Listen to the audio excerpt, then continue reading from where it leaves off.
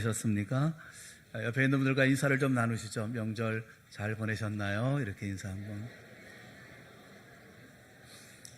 별거는 없었습니까? 뭐 큰 어려움은 없었습니까? 자, 이제 한번 다시 인사를 하려고 그래요. 이번에는 천사의 얼굴로 옆에 있는 분들과 할 수 있는 대로 최대한 내가 천사의 얼굴처럼 한번 옆에 있는 분들과 인사를 나누시면서 천사의 얼굴처럼 보이시나요? 한번 인사를 한번.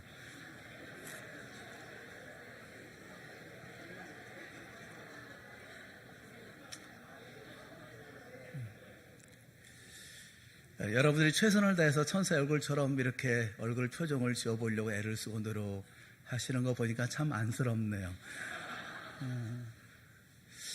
곤혹스러운 건 사실 목사입니다. 목사가 이제 이렇게 설교하고 난 다음에 천사의 얼굴처럼 하고 다녀야 될 때니 얼마나 힘들겠어요. 이성복 씨는 그렇게 시를 썼어요. 모두가 병들었는데 아무도 아프지 않았다. 모두가 병들었는데 아프다는 사람이 없다는 거예요. 우리는 오랫동안 자신의 감정을 숨기는데 익숙해져 있습니다. 모두가 깜짝같이 자기 아픔을 숨기며 살아가죠. 왜 그럴까요? 이 세상은 타인의 고통에는 관심이 없기 때문에 그렇습니다. 오히려 아프다고 말하면 실패자로 여길 뿐이기 때문에 그렇습니다. 우리는 몸이 아픈 거 부끄러워하지 않아요. 그런데 마음이 아프면 마치 무슨 인격적인 결함이 있는 것처럼 또 사회적인 실패자인 것처럼 세상은 그렇게 우리를 봅니다. 본인도 이런 것 때문에 스스로 수치심을 느끼게 되어집니다. 그런데 오늘 본문의 말씀에 보면 공회 중에 앉은 사람이 다 스데반을 주목하여 보니 그 얼굴이 천사의 얼굴과 같더라. 그렇게 말씀을 해요. 저도 천사의 얼굴로 삶을 살고 싶습니다. 우리 모두에게서 천사의 얼굴을 보고 싶습니다. 그런데 악한 세상 속에서 어떻게 천사처럼 천사의 얼굴로 살아갈 수가 있을까요? 악이라고 하는 것은 간단하게 상대방을 파멸시키는 것, 그것을 악이라고 말하지 않습니다. 상대를 악으로 만드는 것이 악이에요. 혹시 여러분 흡혈귀론이라고 여러분 들어보셨습니까? 흡혈귀는 자신이 살기 위해서 단순히 누군가를 죽이지만은 않습니다.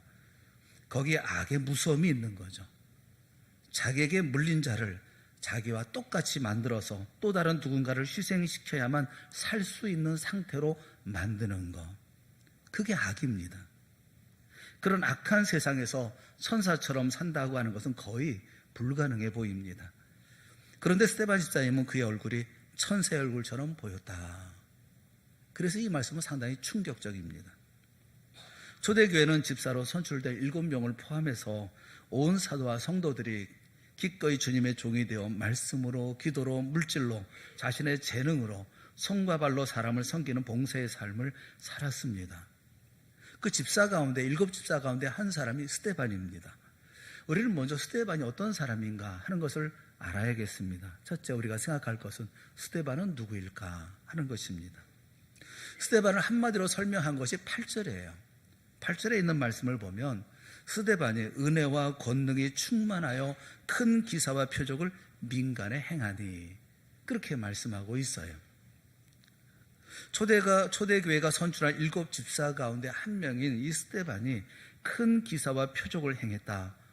이 말씀, 이 본문의 증언은 우리를 크게 놀라게 합니다. 왜냐하면 사도행전 1장 1절부터 시작해서 본문에 이르기까지 이런 내용의 표현이 누구에게 국한되어졌는가, 누구에게 사용되어졌는가 하는 것을 우리가 살펴보면 본문이 얼마나 놀라운 이야기인가 하는 것을 알게 되어집니다. 사도행전 2장 22절 말씀에 보면 이스라엘 사람들아 이 말을 들으라. 너희도 아는 바와 같이 하나님께서 나사렛 예수로 큰 권능과 기사와 표적을 너희 가운데서 베푸사 너희 앞에서 그를 증언하셨느니라 라고 말씀하고 있어요. 하나님께서 나사렛 예수로 큰 권능과 기사와 표적을 너희 가운데 행하셨다, 베푸셨다, 이렇게 말씀을 합니다. 사도행전 2장 43절 말씀에 보면 사람마다 두려워하는데 사도들로 말미암아 기사와 표적이 많이 나타나니, 그렇게 말씀해요. 사도들로 말미암아 기사와 표적이 많이 나타났다. 본문에 이르기까지 기사와 표적, 놀라운 일과 기적을 행한 분은 하나님, 예수 그리스도, 그리고 예수님의 제자들이었던 사도들이었습니다. 전능하신 성부 하나님, 성자 하나님이신 예수 그리스도께서 기사와 표적을 행하셨다는 것은 놀랄 일이 아니에요. 또 사도들은 인류 역사상 이 땅에 오신 예수 그리스도와 3년 동안 밤낮 없이 동거했던 유일한 사람들입니다. 따라서 그들을 통해서 주님의 표적과 기사가 드러났다라는 것도 그리 놀랄 일이 아닙니다. 그런데 스데반은 달라요. 스데반은 갈릴리 사람이 아닙니다. 주님께서 갈릴리에서 사역을 시작할 초기부터 예수를 믿었던 사람도 아닙니다. 예루살렘에 초대 교회가 시작되면서 주님을 영접한 사람이에요. 그리고 본문의 시기는 초대 교회가 시작된 지 오래지 않았을 때입니다.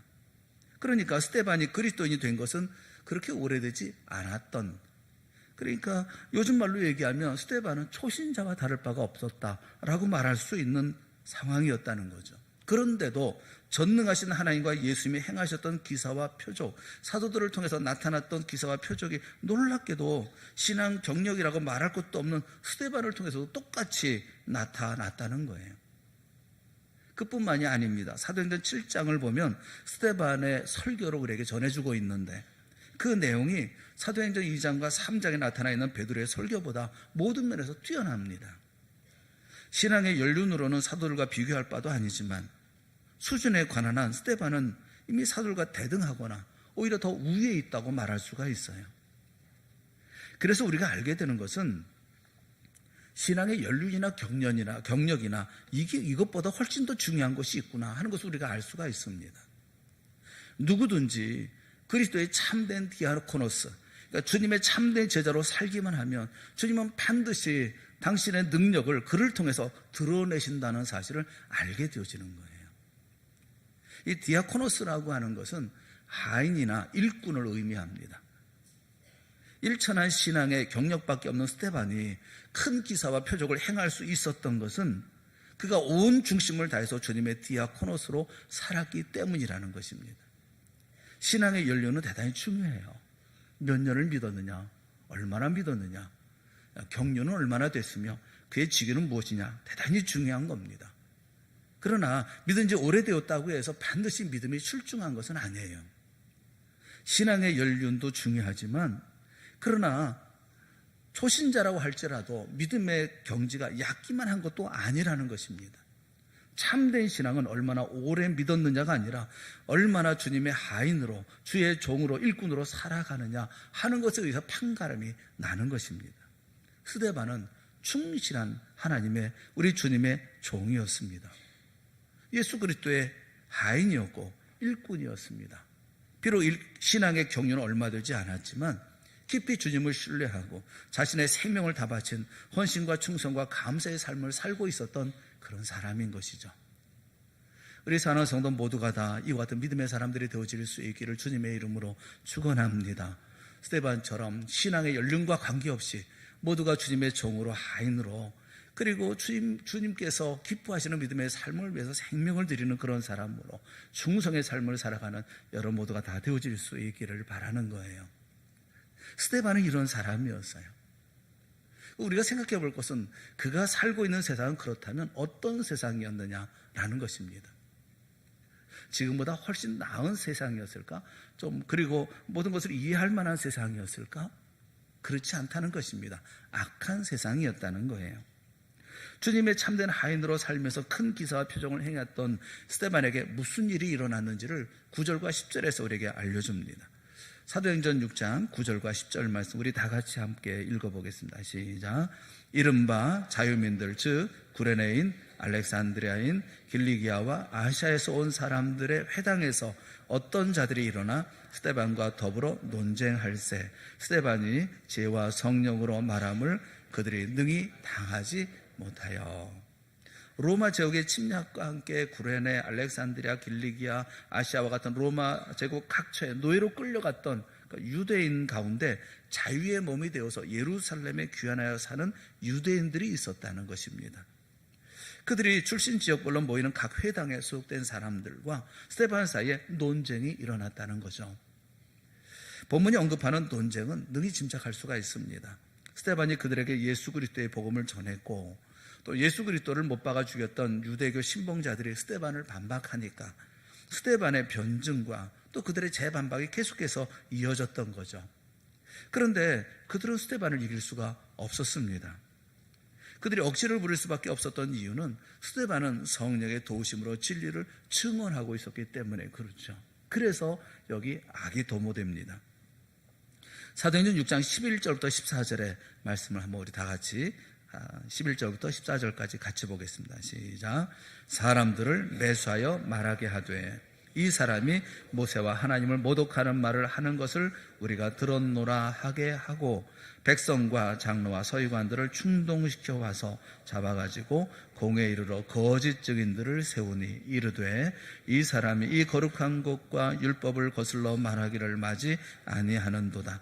그의 말에 이 나사렛 예수가 이곳을 헐고 또 모세가 우리에게 전하여 준 규례를 고치겠다 함을 우리가 들었노라 하거늘. 정상적인 방법으로 스데반을 제압할 수 없게 되어지니까 이 사람들이 사람들을 매수합니다. 그래서 거짓 증언을 하게 합니다. 스데반이 모세와 하나님을 모독했다, 그런 말을 내가 들었다 라고 증언을 하게 하는 것이죠.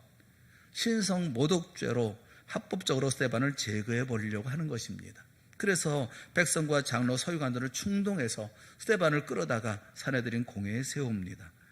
이 장로와 서기관들을 포함해서 이 유대교 지도자들은 자신들이 못 박아 죽인 예수가 다시 살아난 메시아라고 증언하고 있는 이 초대교회 때문에 골머리를 앓고 있었죠. 자신들의 기득권이 타격을 받게 되어지니까 사도를 집요하게 핍박해왔던 그런 차였습니다. 그러기에 이들이 거짓 증언하고 거짓말하고 또 이런 사람을 세워서 모함하는 일들은 우리가 이해할 수가 있어요. 근데 우리가 이해할 수 없는 문제는 뭐냐면 이번에는 백성들까지 가담했다는 것입니다.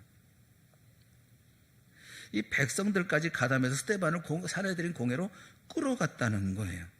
스데반을 모함한 사람들이 백성들을 충동했다는 것인데 대체 어떻게 충동질했길래 백성까지 가담하게 되었을까요? 그것은 사내들인 공회에 세운 거짓 증인들의 증언 내용으로 우리가 알 수가 있어요. 거짓 증인들은 스데반이 예수님께서 모세에게 전해준 규례를 폐하고 그리고 이것을 헐어버릴 것이라고 설교했다라고 위증했다는 것입니다. 이곳은 예루살렘 성전이에요. 그 말에 백성들은 스데반을 죽일 정도로 흥분했다는 것이죠. 백성이란 익명의 절대 다수를 말합니다. 왜 절대 다수인 그들이 성전을 헐려한다는 거짓 증언에 그토록 분개하고 흥분했을까요? 그들 모두가 깊은 신앙의 소유자였기 때문에 하나님에 대한 그 충성심을 드러낸 것일까요? 물론 그들은 명목상으로는 모두 하나님을 믿는 유대인들이었습니다. 그래서 그들 가운데는 그런 사람도 있을 거예요. 하나님을 향한 충성심 이렇게 착각하는 사람도 적지 않았을 것입니다. 그러나 그들은 성자 하나님이신 예수 그리스도를 집단적으로 못 박아 죽일 정도로 실은 하나님과는 무관한 사람들입니다. 그래서 그들의 성전 수호의 미명하에 스데반을 제거하려고 했었던 근본적인 이유는 전혀 다른 데 있다고 하는 것을 우리가 짐작할 수가 있어요. 그 이유를 오늘날의 예루살렘을 생각해보면서 한번 생각해보면 쉽게 답을 얻을 수가 있습니다. 성지 순례하면서 예루살렘을 찾으면 예수님과 관련된 유적지는 대부분 오래전부터 거기 살아왔던 아랍 사람의 가게가 독점하고 있다고 그래요. 심지어는 겟세마네 동산 그 가게가 자리잡을 수 없는 곳까지 그 애굽 사람들 이 아랍인 그 행상들의 호객 행위가 기승을 부리고 있다고 그래요. 와서 다 호객하고 이런다고 그래요. 유대교를 신봉하면서 예수님의 구세주 되심을 여전히 부정하는 이런 이스라엘 정부가 만약에 예루살렘에 있는 예수님 관련 모든 유적지를 폐쇄하거나 헐어버리겠다라고 얘기한다고 가정해보죠. 그러면 전 세계적으로 격렬하게 반대하고 나설 사람은 기독교인들일 것입니다. 그리고 예루살렘에 살고 있는 사람 가운데 이스라엘 정부에 대해서 이런 결정에 대해서 가장 크게 반발할 사람이 대체 누구이겠어요? 두말할 것도 없이 아랍 장사꾼들일 것입니다. 그 이유가 무엇입니까? 돈 때문에 그렇습니다.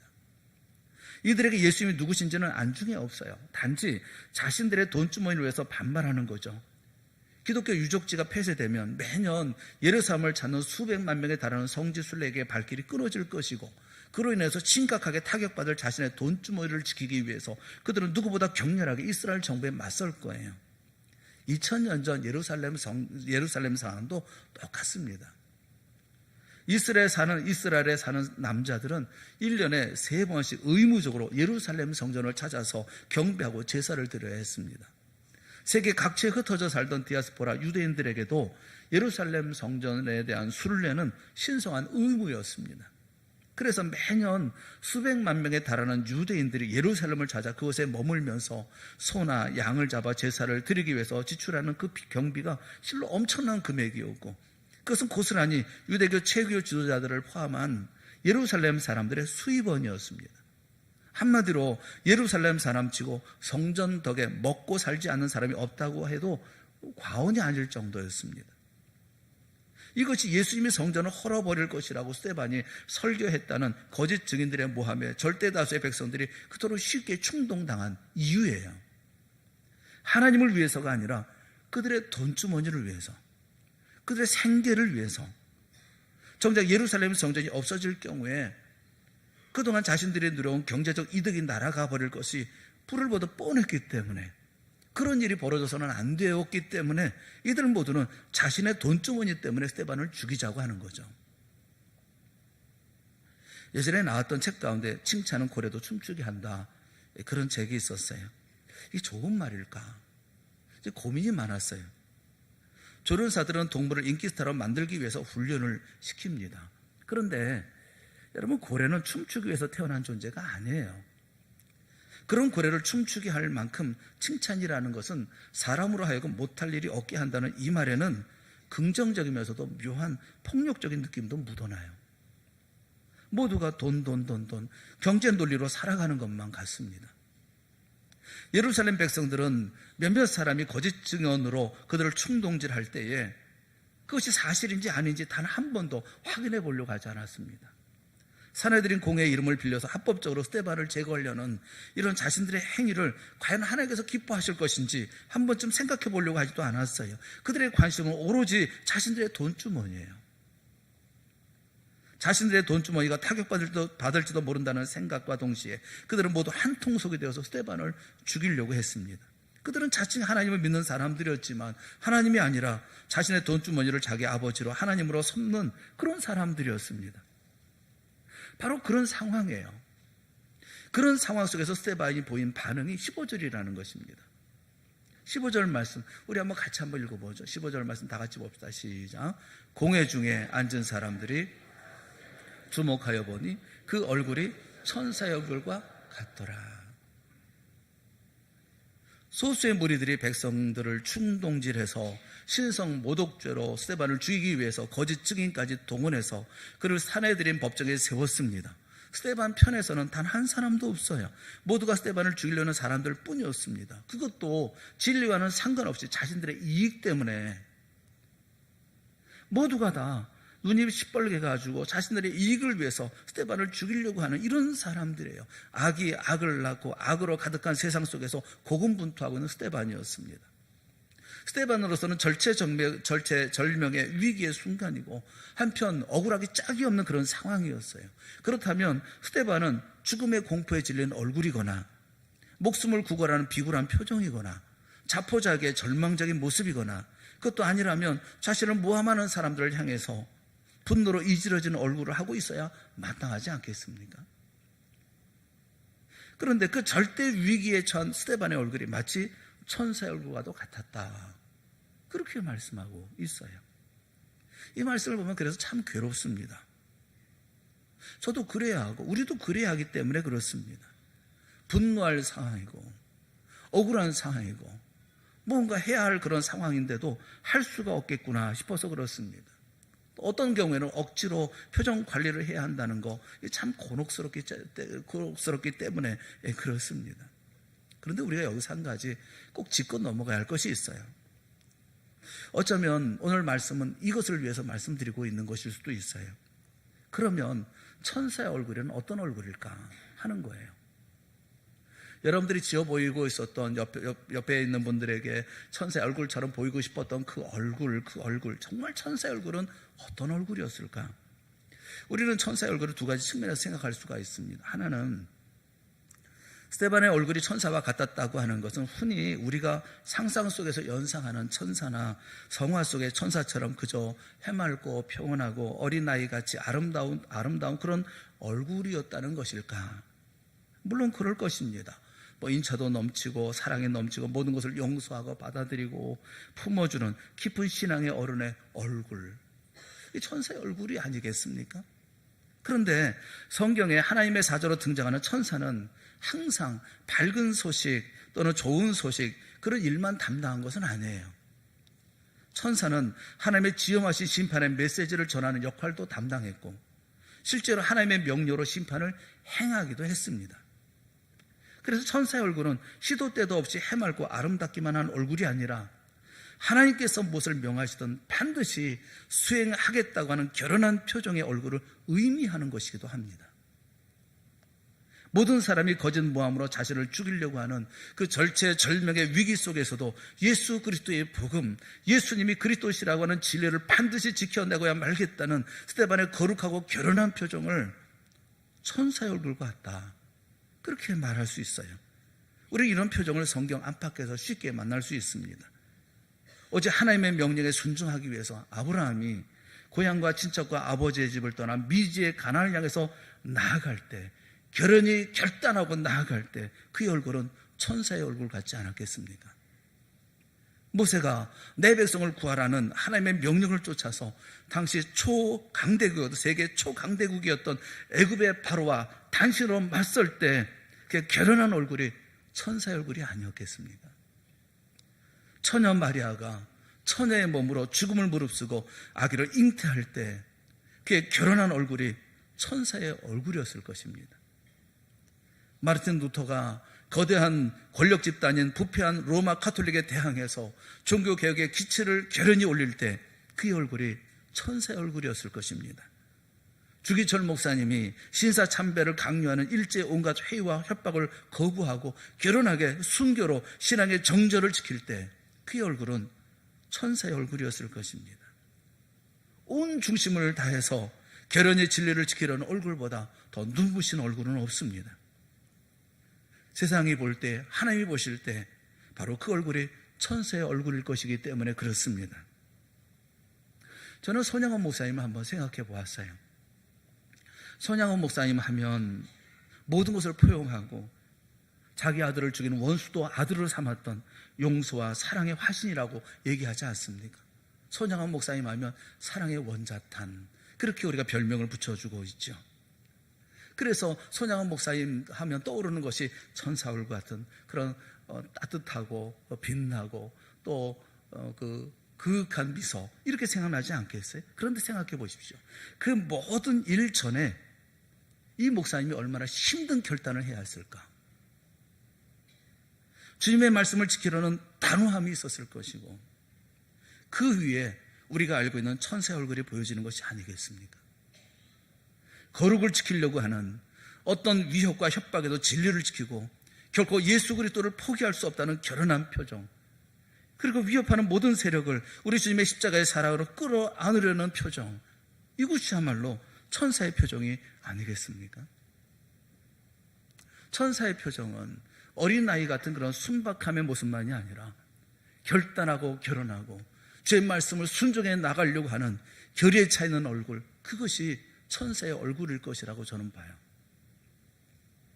또 한 가지 본문이 스데반의 얼굴을 천사의 얼굴로 묘사한 두 번째 의미는 스데반을 제외한 나머지 사람들의 얼굴은 상대적으로 악마와 같았기 때문에 그렇습니다. 스데반 이외의 사람, 스데반을 모함하고 죽이려고 하는 사람들은 모두가 다 하나님이 아니라, 진리가 아니라 자신의 이익, 자신의 돈주머니, 세상의 것을 하나님으로 섬기고 있었던 그런 사람들이 아닙니까? 사단이 광야에서 예수님을 어떻게 유혹합니까?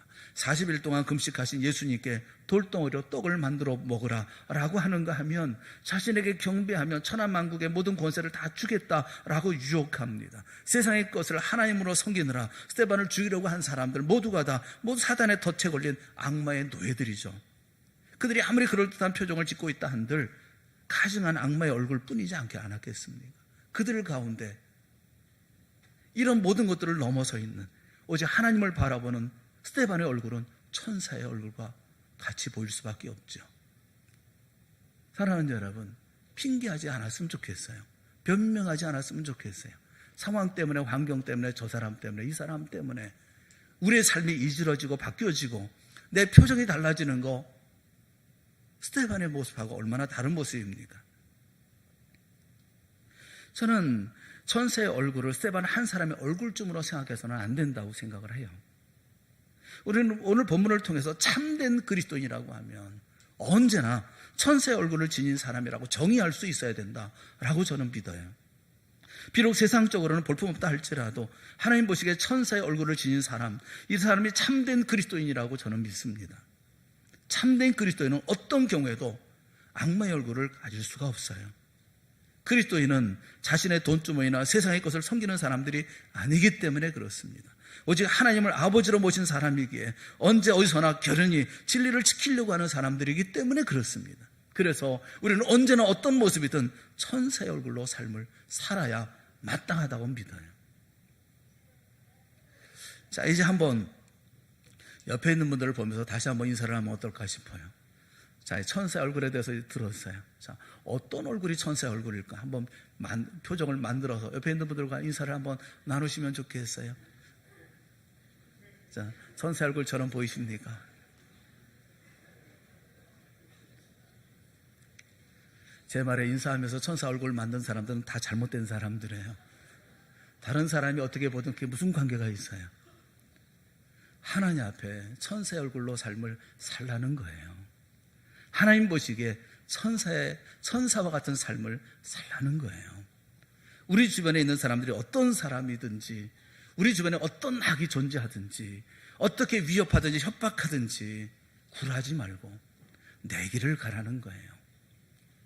그들 모두가 다 이렇게 얼굴이 흥분하고 마음이 흥분하고 그리고 얼굴도 붉어지고 그리고 어떻게든지 스데반을 죽이려고 하는 모든 사람들이 바라보니까 자신과 같지 않게 있었던 스데반을 보면서 천사의 얼굴처럼 보이는 거 아니겠습니까? 그들이 뭐라고 얘기하던 나는 진리를 수호하고 내가 가지고 있었던, 내가 얘기했던 그 뜻을 포기할 수 없다고 하는, 그러면서도 그 모든 것을 초연해야 하는 그 모습을 보면서 천사 얼굴이 바로 저렇겠다라고 보여줬던 것이 아니겠습니까? 오늘 우리는 어떤 얼굴을 지니고 삶을 살고 있습니까? 교회에서는 마치 천사의 얼굴인데 세상의 작은 이익 앞에서는 악마의 얼굴로 돌변하지는 않습니까? 아침에는 천사의 얼굴로 집을 나서지만 밤이 되면 사단의 얼굴로 돌아오지는 않습니까? 상황과 여건에 따라서 천사와 악마의 경계를 끝도 없이 넘나들면서 마치 아무렇지도 않게 세상 사는 것이 다 그런 것이 아니겠느냐 항변하고 계신 것은 아닙니까? 중요한 사실은 우리가 결연히 진리를 지키는 동안에만 우리는 진리에 비칠 수가 있고 우리 생애에서 오직 그 시간만 영혼 속에 남게 되어질 것이라는 것입니다. 사랑하는 성도 여러분, 오늘도 우리를 불러오신 예수 그리스도 안에서 우리 모두 사단의 얼굴, 악마의 얼굴, 못된 얼굴들을 던져버렸으면 좋겠어요. 예수 그리스도 안에서 천사의 얼굴을 회복하는 우리 모두가 되어줄 수 있기를 주님의 이름으로 축원합니다. 예수 그리스도 안에서 당신은 원하지 않았지만 하나님의 뜻에 순종하기 위해서 결연히 십자가로 향하는 예수 그리스도의 얼굴을 품는 여러분 모두가 되어질 수 있기를 주님의 이름으로 축원합니다. 진리를 짓밟는 세상의 불의에 맞서서 세상의 것과 자신의 돈주머니를 섬기느라 하나님을 부정하고 진리를 모독하는 모든 세력과 맞서서 우리의 가정과 일터 그리고 교회와 사회 속에서 결연히 진리를 지켜내는 이 시대에 스데반이 되어지고 천사들이 되어질 수 있기를 주님의 이름으로 부탁드립니다. 천사의 얼굴들이 되십시오. 세상이 보기에 우리의 얼굴은 천사의 얼굴, 예수 그리스도의 얼굴 같을 것입니다. 하나님이 보시기에도 그러하실 것입니다. 결연히 진리를 지키려는 우리를 통해서 주님께서 친히 우리 가운데 역사하여 주실 줄을 믿습니다. 주님과 함께하는 믿음의 삶을 살아가십시오. 우리 모두 천사의 얼굴을 지닌 성도들이 되십시오. 그 얼굴로 이 땅의 삶을 진리를 지키며 수호하며 그리고 주님 앞에서 아름다운 믿음의 역사를 만들어가는 초연한 하나님의 나라 만들어가는 우리 모두가 다 되어질 수 있기를 주님의 이름으로 축원합니다. 기도하겠습니다. 사랑하는 하나님 아버지, 은혜를 감사합니다. 우리가 살고 있는 세상 전에도 악했고 지금도 악하고 앞으로도 악할 것입니다. 하나님, 그 가운데 우리 사랑하는 성도들, 그들 그리고 그의 부모와 자녀 모두가 다 우리 동산교회가 하나님 앞에 천사의 얼굴로 삶을 살아갈 수 있기를 원합니다. 표현할 수 있게 하시고 오직 주님만 바라보게 하여 주시옵시고 결연하게 의지를 가지고 또 믿음을 가지고 진로를 지켜나가는 저희가 되게 하여 주시옵소서. 주님과 함께하는 믿음의 놀라운 역사를 만들어가는 주의 놀라운 역사에 동참하는 우리 동산교회 살아가는 모든 성도들이 되어질 수 있도록 이 시간 깨달음 도락하여 주시옵시고 힘과 능력도 베풀어 주시옵소서. 예수님의 이름으로 간절히 기도드리옵나이다. 아멘. 우리 자리에서 다 같이 일어나셔서 우리 찬송가 630